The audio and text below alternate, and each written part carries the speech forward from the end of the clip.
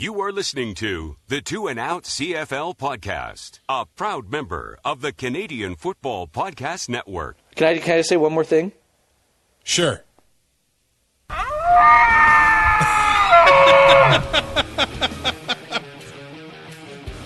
Well, that's getting the elk.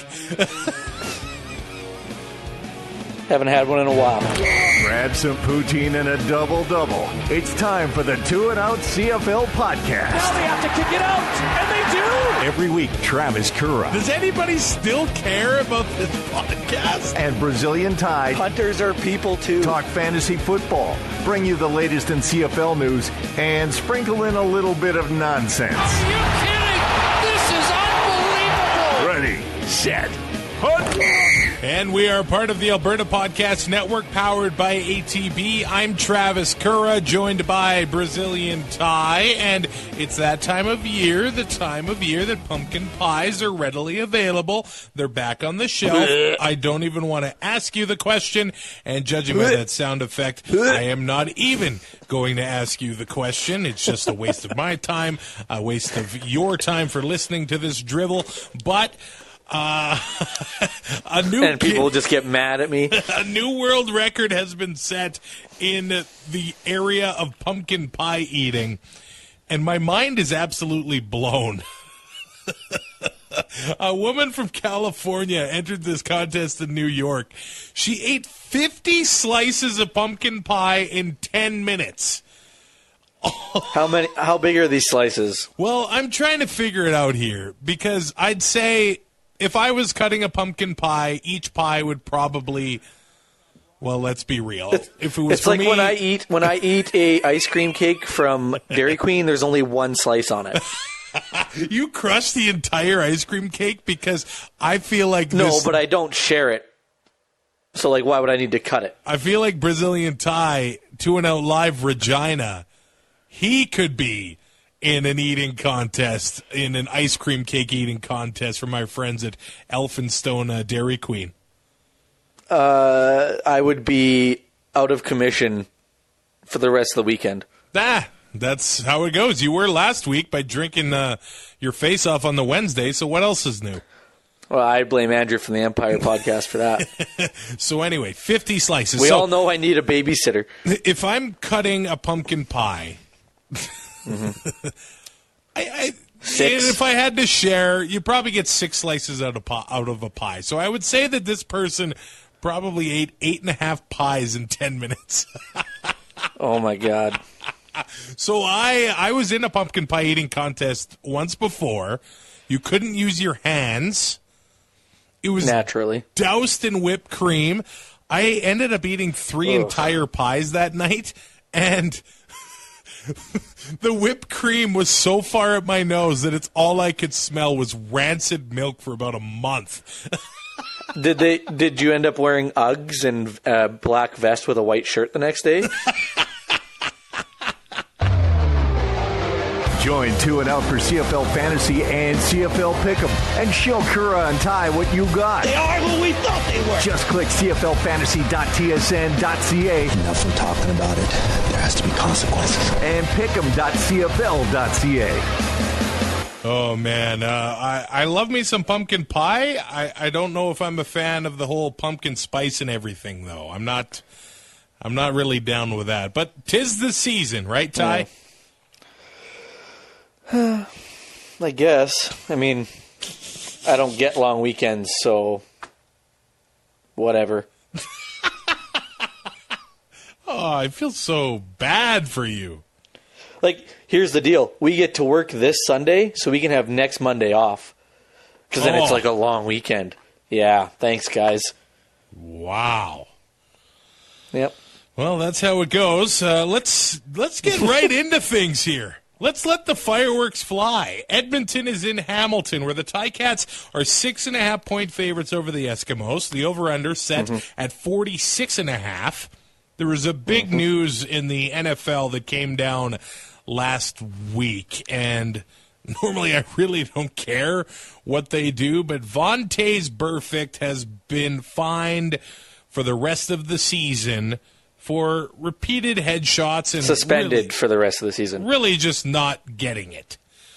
And there is a segment of the CFL fan population that are comparing this guy to Simone Lawrence, who had his first offense, the headshot, his first suspension earlier this season on Zach Collaros. And quite honestly, I don't get those comparisons at all. It's because they are sheep and they will follow whatever Rod Peterson says. Do we have to cut this out?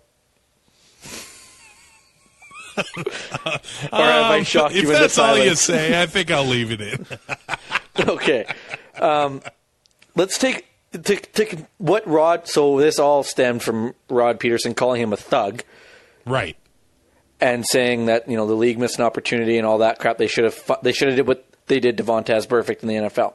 Let's take a look at Vontaze Burfict for just a second. I know it's CFL, but if we're going to compare them, let's actually compare them and not just, blindly state falsities. September 2013, fined $10,000 for kicking a guy or hitting a guy in the groin, and another $21,000 for a hit on a defensive receiver in the same game. So there's 2. October of 2013, spearing a receiver. That's 3.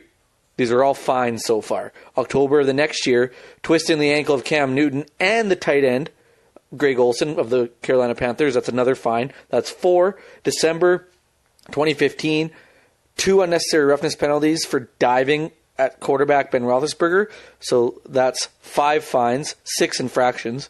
January, later that same season, defensive receiver on the chin, $50,000.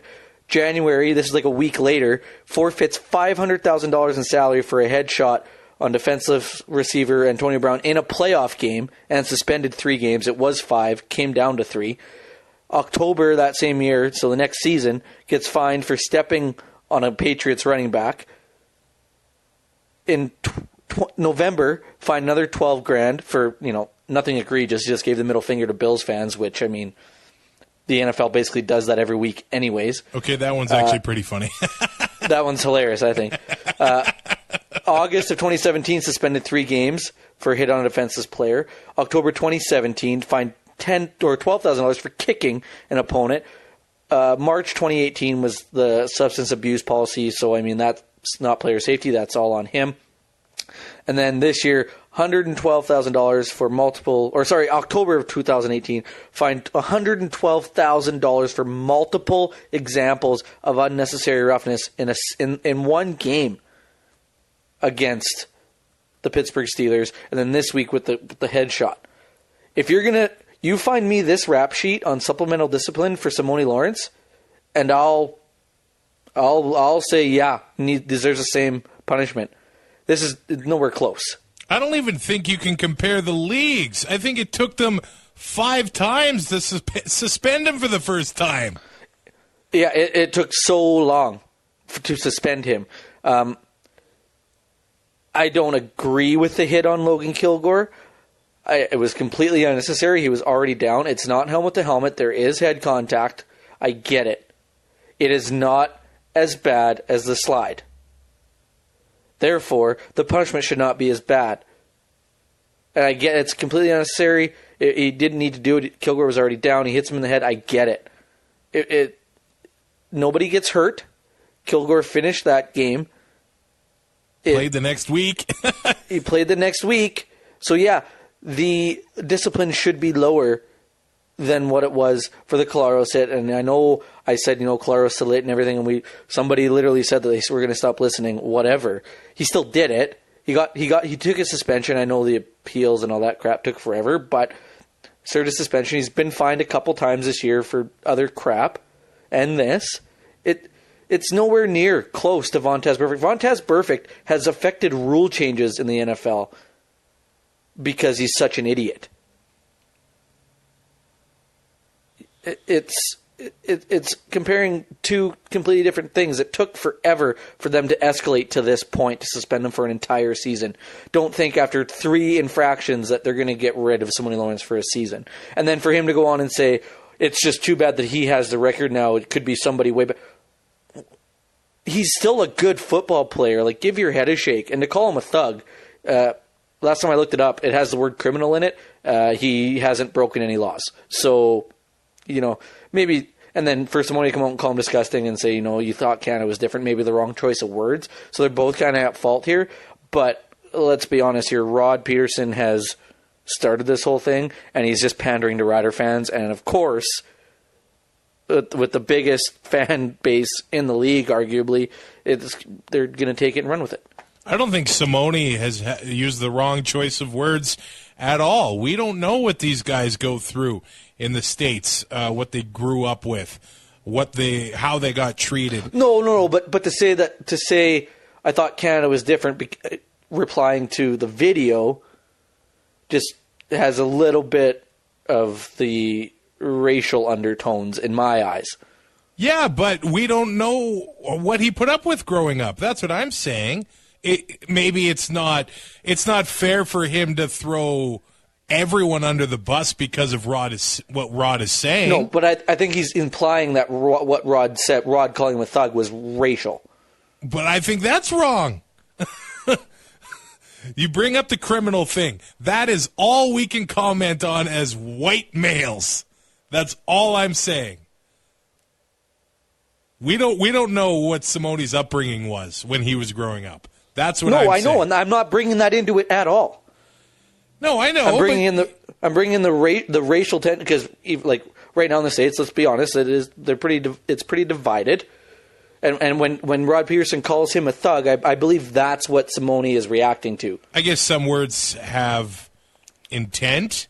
It becomes offensive and it becomes racial if there is intent behind it. I get that argument too. But if these guys were grown up being called thugs just because of the color of their skin, and then if somebody else calls them that, even if they didn't mean that, I'm not going to blame Simone for that. No, I see what you're saying there too. Absolutely. Who? Can I say one more thing? Sure.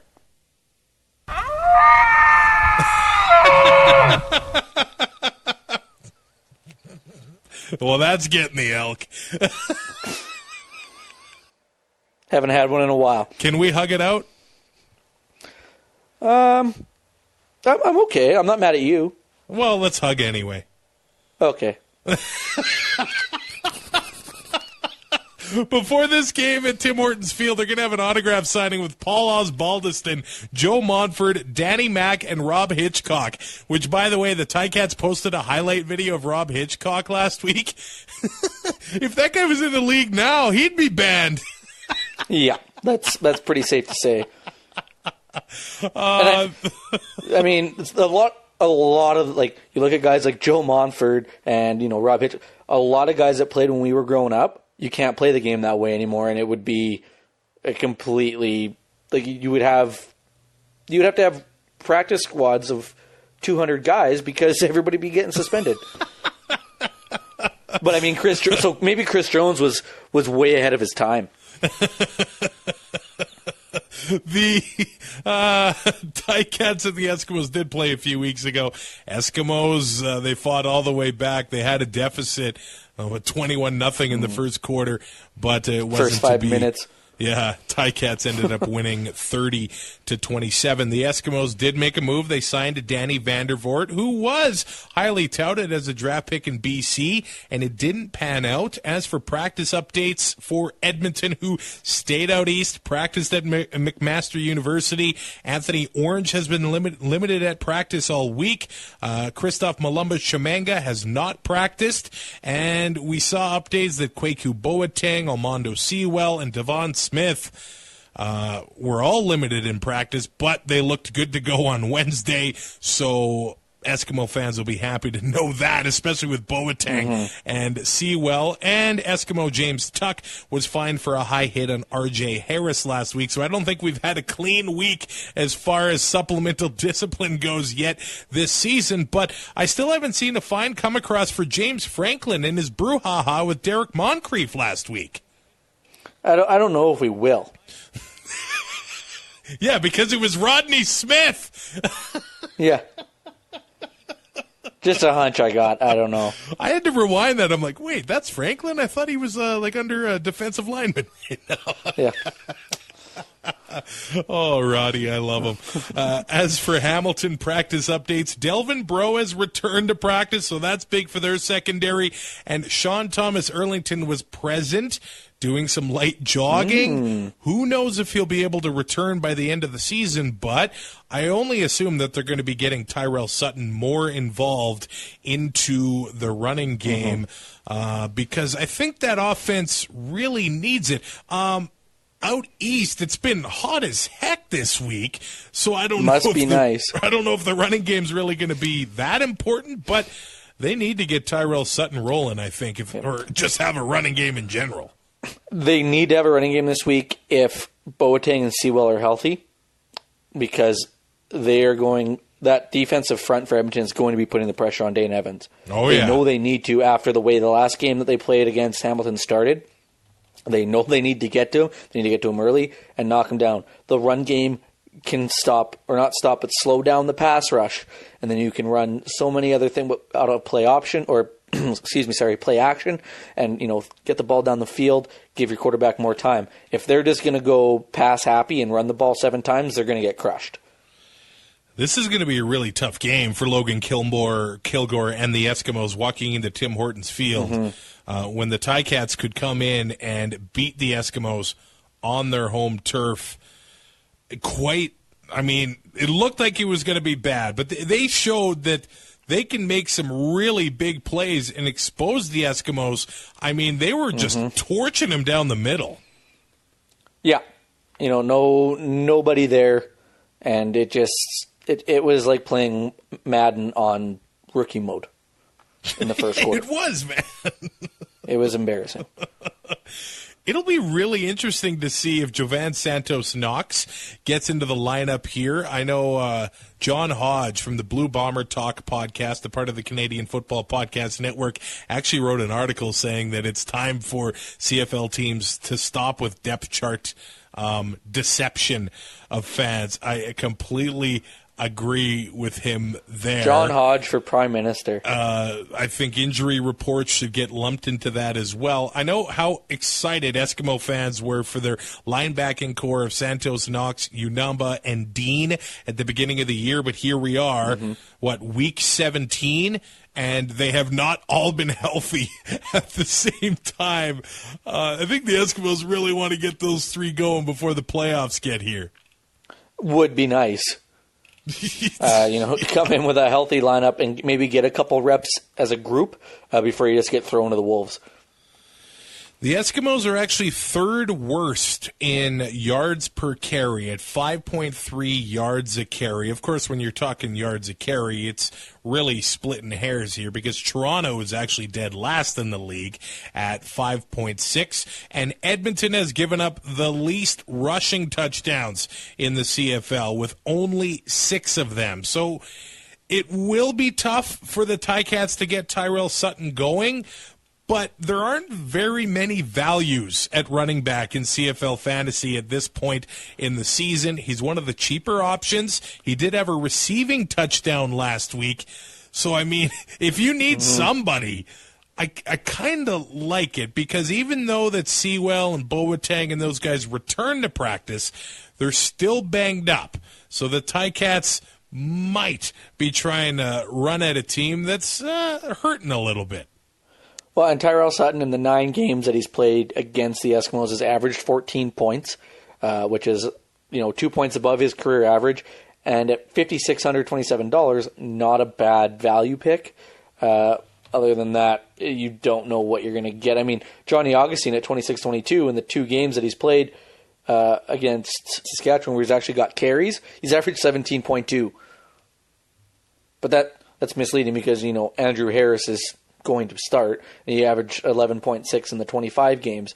So, there's no value picks this week except for maybe Tyrell Sutton, Terry Williams, if you want to take a bit of a flyer and hope for return yards. Yeah, or a returner. That's about all you can hope for there. The Eskimos still do have the best pass defense in the CFL, giving up just over 213 yards a game. Jeez. Man, but Dane Evans threw for over 350, over 330 against him a few weeks ago. And I mean, Dom Davis threw for 215 and John Jennings for 58 last week. So that's higher than their average. And I mean, the Ottawa Red Blacks, they need all the victories they can get, man. So props to the Red Blacks. Dominique Davis also torched the Riders for 44 points, and now this is the Dominique Davis we all expected. Don't remind me. You know, remember when I said this is what you wanted, and not you, but just the Red Blacks fans. This is what you wanted. This is what you got, and your team's going to miss the playoffs because you don't have Trevor Harris. How are the Riders and the Stampeders both 9-4, and one of those losses is against Ottawa, a 3-win team? Dude, remember when Hamilton went 1-17 and their only win was against the Riders? The Riders were in a first-place team that year, though. It doesn't matter. The Riders rarely are a first-place team in their 110-year history or whatever. Yeah, I refuse to believe it's ever happened. Hamilton and Edmonton. Oh, it'll be a fun game for Friday Night Football.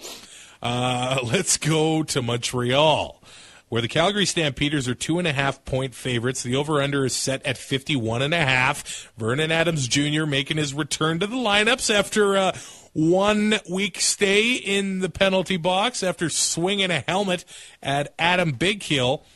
Montreal is a place that the Stampeders have struggled over the last little while here. They've lost 4 of their last 5 in Montreal.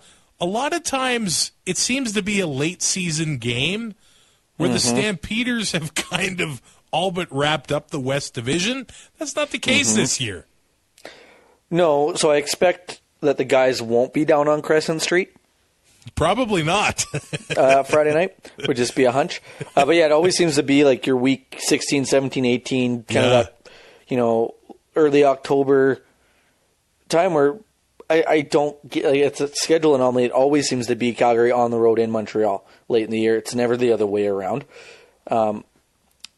It's just the one place where they struggle. And yeah, like you said, they're usually home and cooled off, where they can not necessarily lay an egg, but they're just there. It almost seems just running through the motions and making sure everything's in working order for a playoff push. Last year's win was an ugly one, too. It was like 12-6 about this time, so it's not really something to be all that proud about either. The Alouettes really glad I took off work early. The Alouettes are going to be in the playoffs for the first time since 2014, but they can actually clinch a home playoff game with a win here. And it seems... I mean, if you told me this in June... I did. No. Travis. Yeah, but that they're going to be up against the Calgary Stampeders. And I would seriously be considering them to win this game I thought you meant a home playoff getting game. I thought you meant having a home playoff game, because I did say that in June. I can find the text message. So, and they're not just beating... the Torontos and the Ottawas of the world. No. They did lose to BC last week. That was with Matthew Schultz. They almost won that game. Yes, if VA played that game, they probably do win. But they beat Winnipeg. They lost to Saskatchewan. They beat BC the week before that. And they actually beat Calgary at McMahon Stadium in overtime back in Week 10. So, yes, the Montreal Alouettes can do it again, but just looking at the games that they've played in this year, I think they're the most exciting team in the CFL. Well, 100% agree with you. It's appointment viewing. And if you were looking to rank teams like college does, you would have to give Montreal some first-place votes for the wins that they have over some of these teams. Like, it's been phenomenal. And even their losses aren't blowouts, and they're against really good teams as well.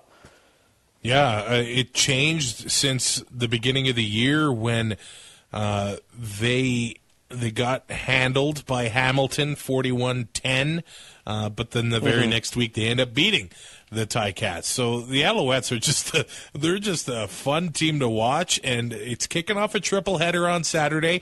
And the ratings came out last week some people were a bit surprised about how good the ratings were for Montreal and BC.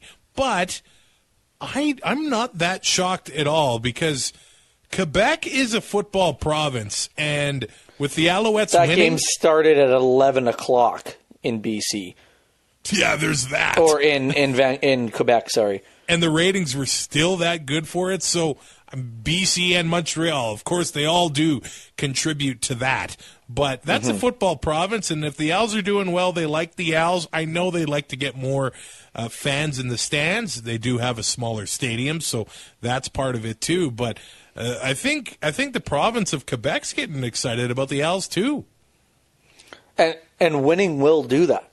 Yeah, what a concept. Yeah, they went through this with Anthony Calvillo. They were winning. They were, people were going to the games. You see it with Laval, the program they have there that obviously pays their players. I don't think there's any doubt about that. But if you're going to win football and if you're going to win football games and win it in an entertaining fashion and what looks to be sustainable, people are going to show up and people are going to watch your away games on TV. And they've found something in Montreal. And let's be honest, Kavis Reed built a lot of this team. He did. I mean, is there going to be credit for him? Since he's been gone, this team has been so much better. I know. It's so weird. So let's just put the blame a little bit on Kavis and a lot on Mike Sherman. No, and like he's going to get a little bit of the blame, but I think Sherman set that team it was like watching. It was like watching football from the 30s where the forward pass wasn't even allowed. He had no idea what was going on. The Riders, they obviously moved the needle when it comes to ratings as well, and this year's no different. But they seem to be doing it more than last year, and the difference is that they have an offense. Last year they didn't. I know I myself enjoyed watching Willie Jefferson and Charleston Hughes do their thing and take the Riders all the way to a home playoff game, but the masses, they're not really into that. I can only watch Zach Collaros and Brandon Bridge make terrible decision after terrible decision after terrible decision. Yeah, so now the Riders, they had over 600,000 people watch a game against Toronto, who they absolutely crushed. So the CFL ratings, they're doing pretty well this season. Don't let any of the losers tell you otherwise. Let's start with Calgary here, who have signed veteran linebacker Marcus Ball, two-time Grey Cup champion with the Toronto Argonauts, spent some time in the NFL as well. That's a big get for that defense that already is playing lights out despite all of the losses from last year. The rich get richer. Yeah. And I know it was weird a couple weeks ago to see Calgary not in first place and not with only 2 losses. But here they are back atop the West and getting ads of guys that are going to contribute right away and can just plug into the lineup and make that defense that much better. They have also signed former Bombers running back Timothy Flanders to the practice roster, who you'll remember he made some plays with the Winnipeg Blue Bombers. He was just sharing time with Andrew Harris. He kind of would be what Nick Dembski is now. It was just, I think, the wrong passport for him, but all of the injuries piling up at running back in Calgary, they need to bring in another guy. Speaking of injuries, Markeith Ambles is out for the year after undergoing ankle surgery, and Corey Greenwood hasn't practiced this week, but Nate Hawley stepped in, and he's been making plays all year on special teams, and looks like he's going to do the same on defense. Greenwood is probably beat up a little bit. You tackle that many people that many times, your body's going to start to break down as well. For sure. Who knows if it's just a little bit of rest with him getting the benefit of the doubt, or if it's like a maintenance day, or if he's going to miss this week. But they have the depth they have on that defense right now. That whole organization, the depth they have, it just seems that they can go 1 or 2 games missing a big name and plug that hole.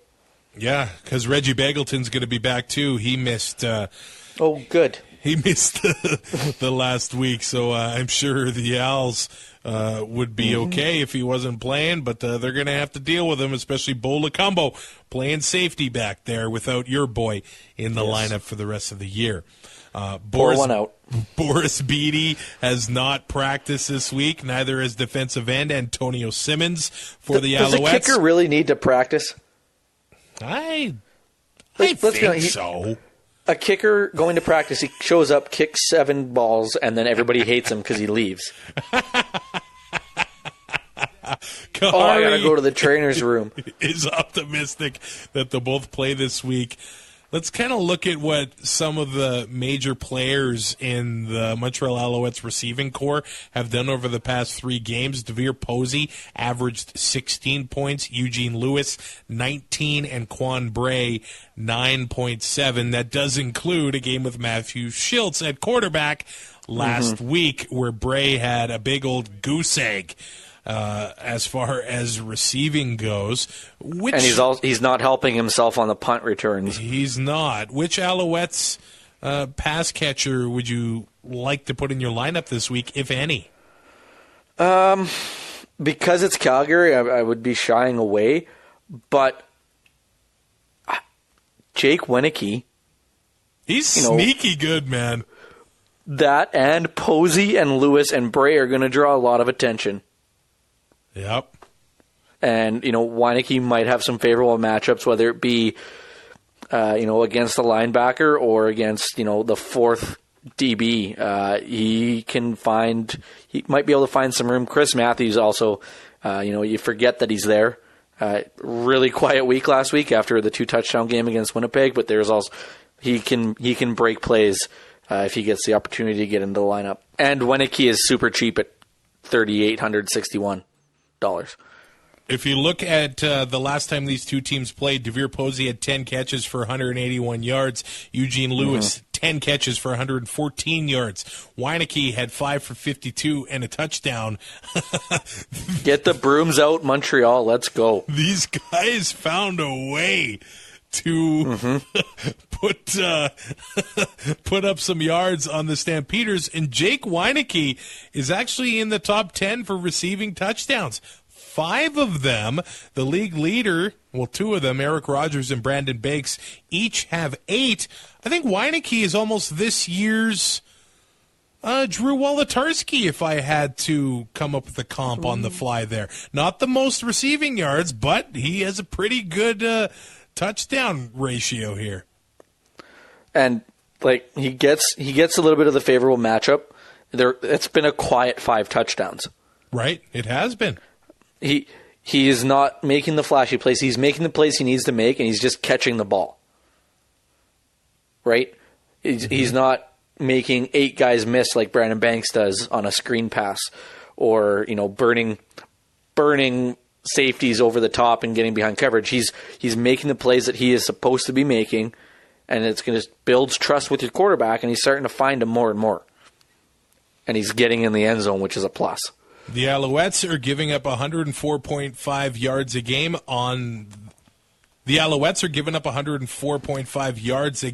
on the ground, and the Stampeders are getting Don Jackson back into the lineup. There's another team, just like the Ticats, that need to get their running game going. The last time that the Stamps and the Owls played, Jackson had 13 carries for 77 yards. He's just over $6,000 on CFL Fantasy. So if he can repeat that performance at that price, I think he'll be pretty happy. I would not be disappointed. Yes, exactly. Obviously, you want to score and some more catches in there, but you'll take what you can get. This episode of 2 and Out is brought to you by Alberta Health Services, and they have an important message to pass on to you. We ask these children if they know when to go to emergency and when there are other options. I would definitely go to emergency if I broke my arm. If you stop breathing or something's really wrong. If you had a cold, you should probably just go to a doctor and not into the emergency or clinic. If you have an emergency, we're here to help. If it's not an emergency, you have options. Take control of your health. Call 811 or visit ahs.ca/options. All right, it's kind of weird to have the Riders and the Bombers playing when it's not the Banjo Bowl or Labor Day, but here we are, where the Riders are 5.5-point favorites. The over-under set at 47.5. Before we really get going, I do want to say happy belated birthday to George Reed. 80 years old yesterday. He is CFL royalty. I am just in awe of George Reed. I've never been able to meet him. My dad was able to meet him.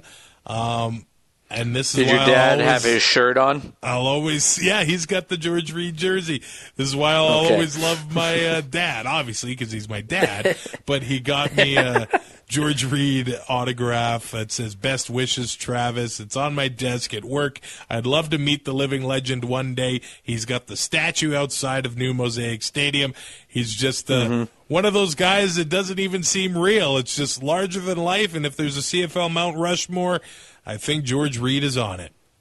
I think that's pretty safe to say, yep.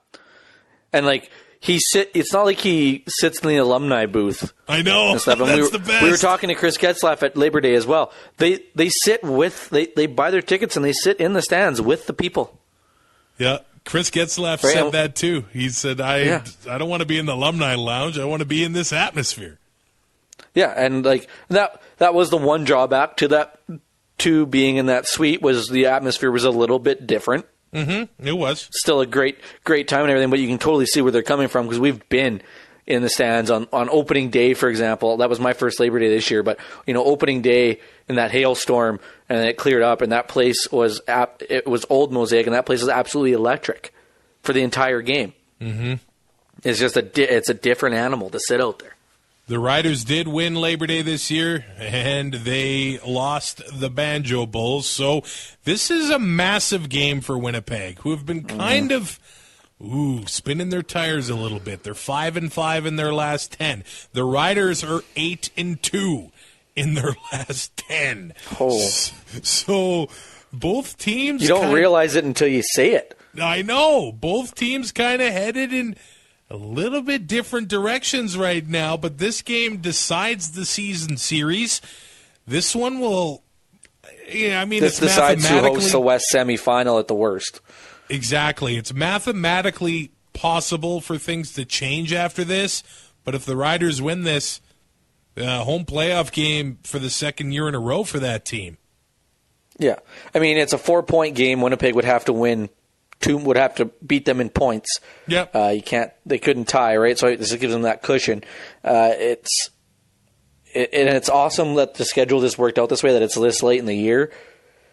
A Week 21 matchup would be pretty cool, but it's one of those things. The Riders have to come out and they got to get the job done if they want to host a home playoff game. The same with Winnipeg. Like you said, they're going in opposite directions a little bit. Winnipeg's still playing 500 football, but Strevler needs to take the reins. He is going to be the starter for the rest of the year. We know this. It's done.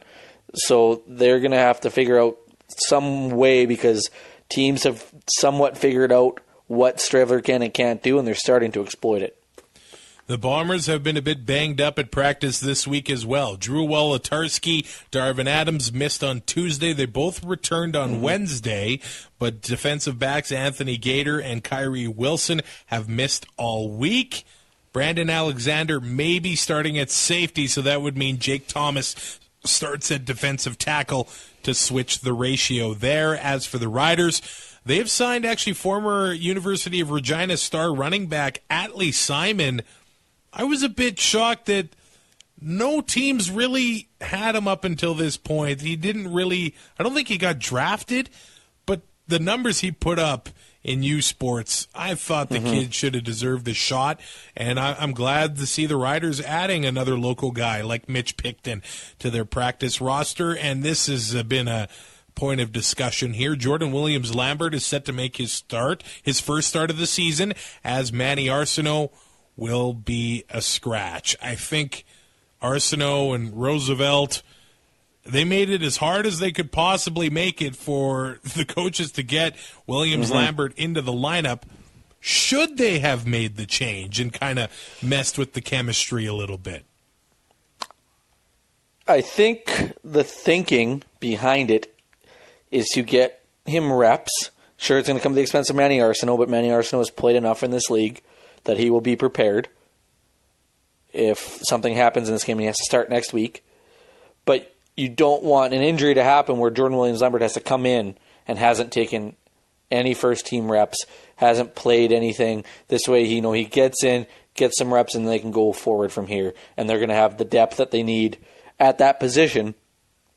And with Cody Fajardo, who knows what he'll be able to do with all these weapons. I mean, he could start putting up, not that he's not putting up big numbers already, but I mean, this is just going to cement the fact that they could make it to a Grey Cup with the depth that they're adding. Williams-Lambert was one of the few bright spots of this team and receiving core. Last year, it was talked about that the Riders have a weak receiving core, but things change really quickly throughout the course of a season, and I think a lot of it has to do with the quarterback, a running game, the offensive line playing well. It all comes together, and it makes it look like they have a really good receiving core. And Manny Arsenault had a massive long touchdown last week, and now he's sitting on the bench. They've suddenly got some depth at that position, which we haven't seen for a long, long time. It's been a while.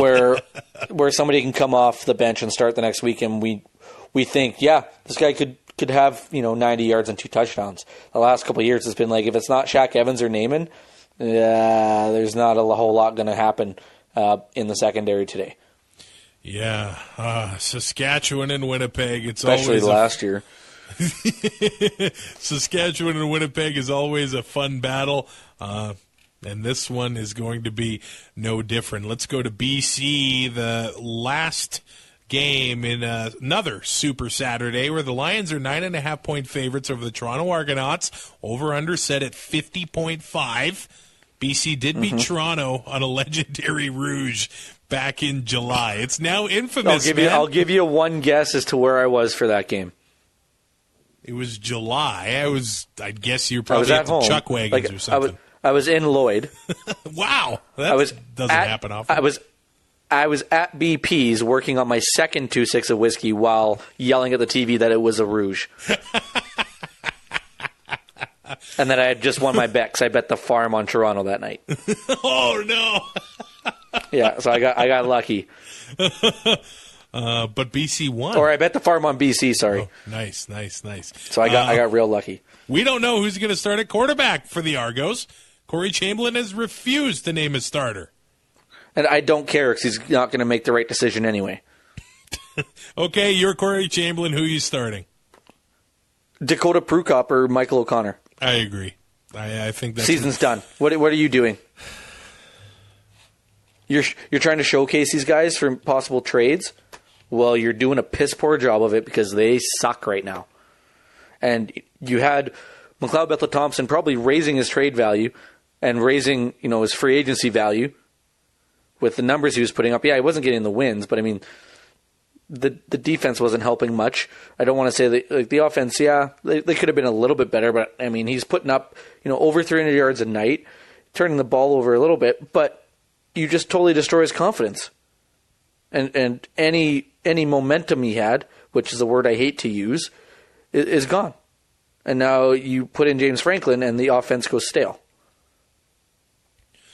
I just don't get it. I'd like to see Prukop in the first half and Michael O'Connor in the second half. Of course, O'Connor played for UBC, so I think that would be awesome for him to play at BC Place, but I just somehow don't see that happening. I think it's been proven that Corey Chamberlain can't be a head coach. For all that we crap on James Wilder Jr., I want to give props to his Run Wilder for a Cure. He will be donating $1 per yard and $100 per touchdown to breast cancer research. And joining him, other CFL running backs, Tyrell Sutton, William Powell, C.J. Gable, Moses Madu, William Stanback, Brandon Rutley, and John White, and Don Jackson. Andrew Harris isn't doing Watch Corey it. Chamberlain put Chris Rainey in the starting lineup now. Andrew Harris isn't doing it, but that's because he has his own community initiative that he is taking part. So thumbs up to James Wilder Jr. for that. Hopefully he scores some touchdowns all October long. I don't think it gets covered enough, the amount that these players do in the communities. Probably not. A lot of it is done under the radar. And you got to respect that because they're not looking for accolades. No. They just do it because it's the right thing to do. Yeah. And the Sedins did it as well. I think it was $10 million, and they were like, we don't want our names on anything. Yeah. And the hospital's like, we kind of have to do some things. We can't just get $10 million and be like, oh, we can't tell you where we got it from. Yeah. That's you love when guys do that. Mm-hmm. Lamar Durant has already doubled his career best in receiving yards for the Lions. He's 191 yards away from 1,000. He's averaging 15.3 points over his last 3 games. Might be a nice little inexpensive option against the Argo defense this week. He's $5,851. His career average is 7.9, so he's been way over it. But, I mean, the offensive line right now in BC, the whole offensive line has turned around. They look different ever since they changed the O-line coach, yep. It's 180 degrees. Mike Riley now, it's time. It started that first game where, it wasn't quite what it is now, but the quick passes getting the ball out, and it's snowballed. And now they're starting to, with the adjustments they've made, they have been able to spread the ball out and find guys. And a guy like Lamar Durant, with Deron Carter and Brian Burnham in that receiving core, is reaping the benefits, having the chance to maybe get favorable matchups. The Argos are giving up the most passing yards in the league, 325.8 yards a game.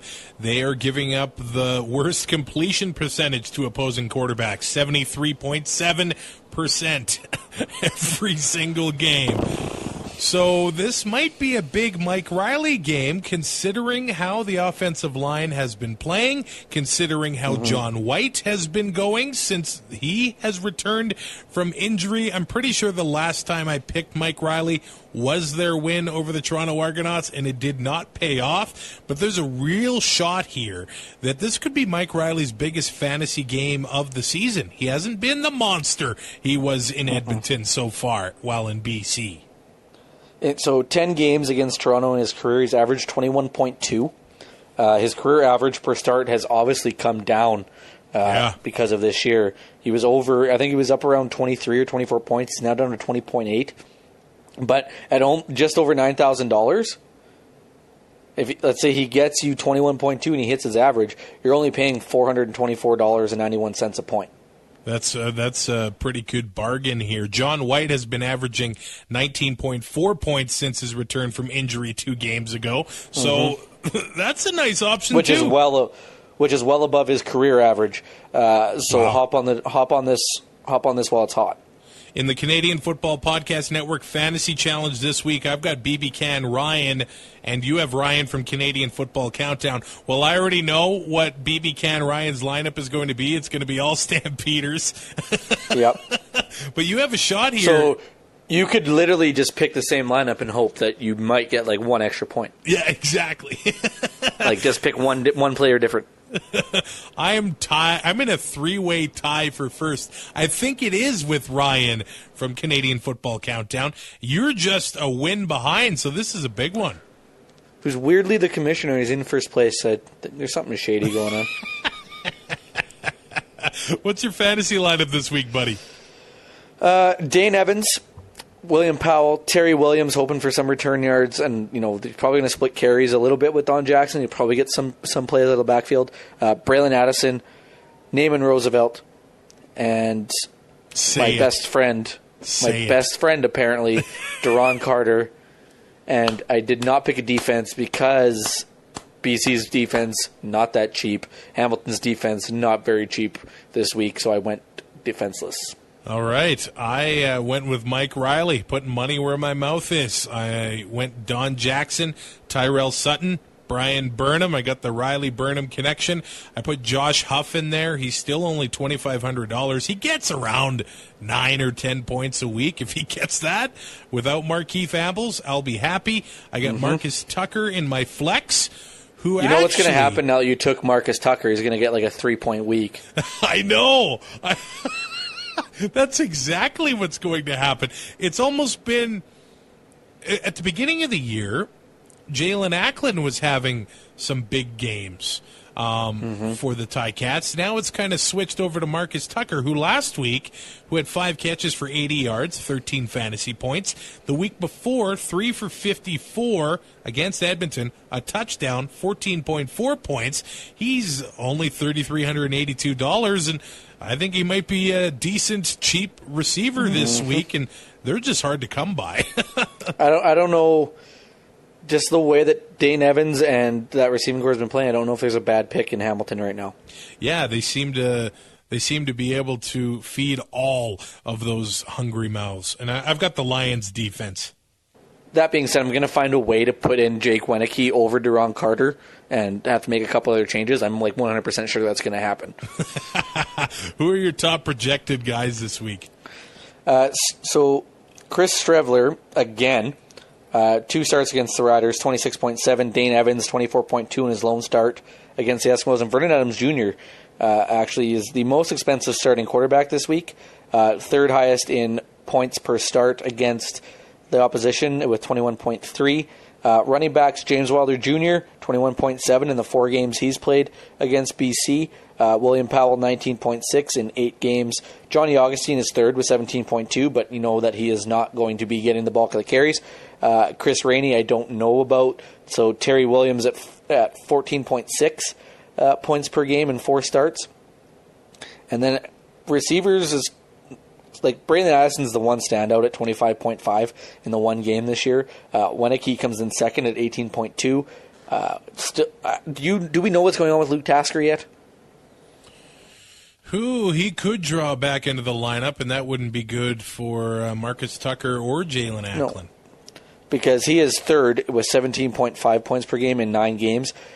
Kenny the King Lawler, 16.7 against the Riders this year. He's averaged, and Greg Allenson was 16.4 in the 11 games that he has played against Hamilton. And just because to prove why I picked him, to give it a reason why Duron Carter's in my lineup, in the 12 games that he has played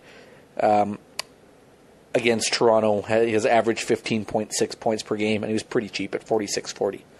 Here's one more note on that Toronto-BC game. Devon Claybrook says that the Lions are playing like every game is playoff football here, but if the Eskimos beat the Ticats on Friday... It literally is.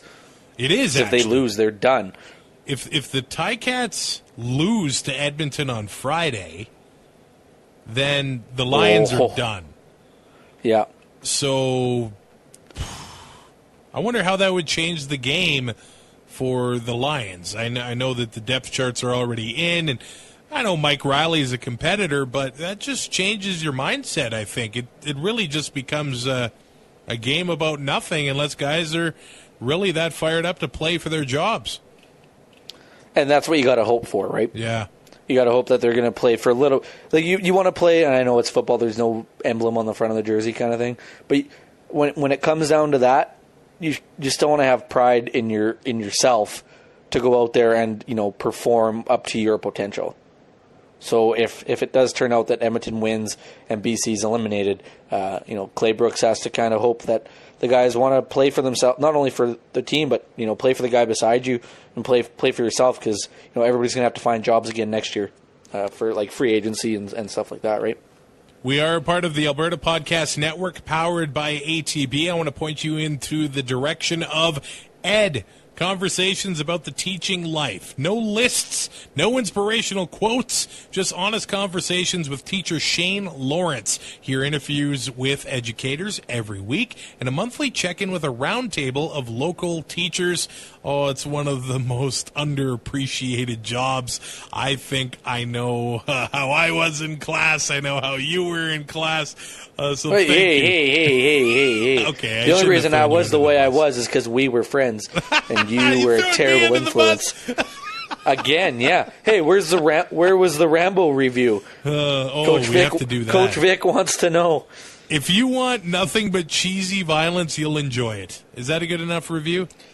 You just described every Rambo movie. Hey, the first one had some quality acting, man. Don't besmirch that. Well, and it was filmed in Hope, BC. So I mean, it did tug on the heartstrings a little bit, right? I love that little Canadian. CanCon. I love that Canadian connection there. So check out Ed Conversations About a Teaching Life and all the other great shows at albertapodcastnetwork.com. If you need any CFL tickets, well, you need to go to SeatGiant.ca. The NHL just got fired up last night as well. SeatGiant.ca, Canadian owned and operated, Canadian prices. So that's big. You don't get any crazy surprises in U.S. conversions when you put it on your credit card. If you use the promo code APN, you'll save 5%, and you'll support the Alberta Podcast Network in the process. SeatGiant.ca for all of your tickets. Use the promo code APN. And we should remind you, 2 and Out Live coming up November 21st at Booker's Barbecue Grill and Crab Shack. I can't wait for this. It's the afternoon on the Thursday, so you can go hit Spirit of Edmonton. You can go to the CFL Awards. You can do whatever you want, or we can all just stay at Booker's and have meat. We can just stay at Booker's and, eat an entire cow and drink all of their beer. Maybe we should make that our life goal. Drink all of their beer. Yeah, until you got to drink all the crappy stuff. But shocker, not a big fan of craft beer.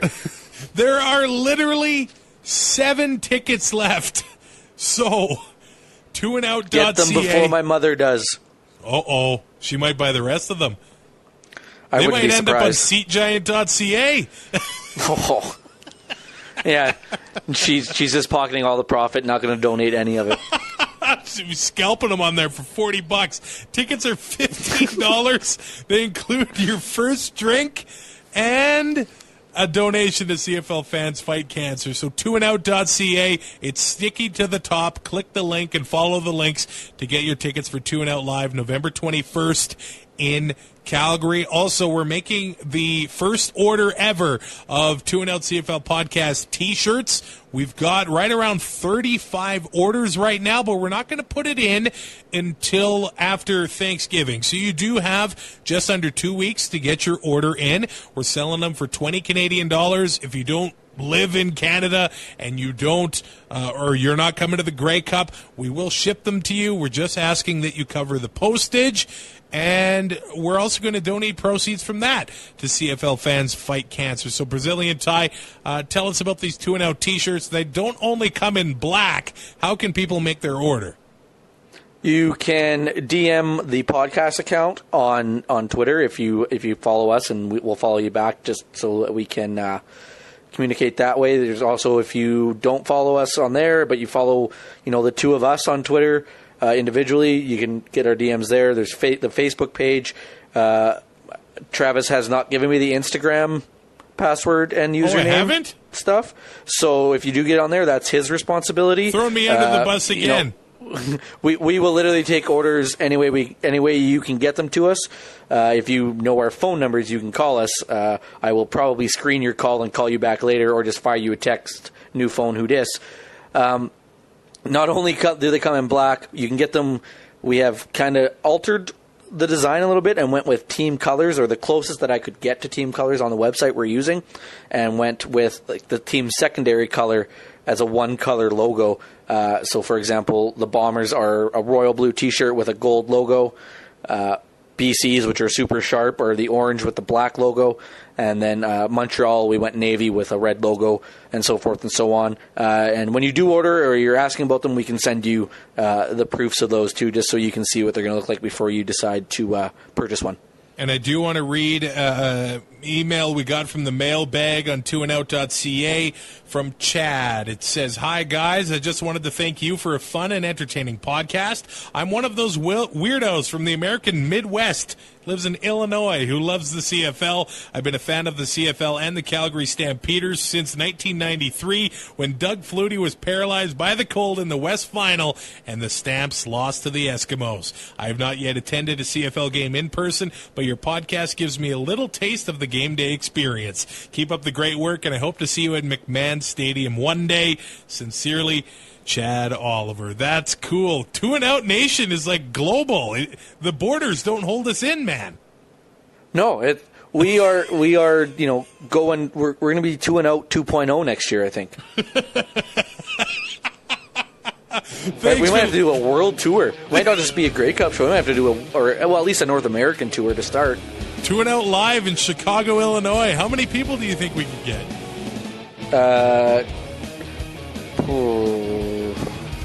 Depends. Are we doing it on a Bears game day? I'll take Zach on in a Chicago deep dish pizza eating contest any day. Oh my God! Yes. What we should do is do it like the morning of St. Patrick's Day, and then just roll right into the party and jump into the Green River. Yes. Because Chicago has legendary parties for St. Patrick's Day. It's an absolute gong show. Thanks for listening to our little podcast. Rate and review on your favorite podcatcher, and we will talk to you Monday morning. Thanks for listening. Find more great shows like this at CF Pod Network on Twitter.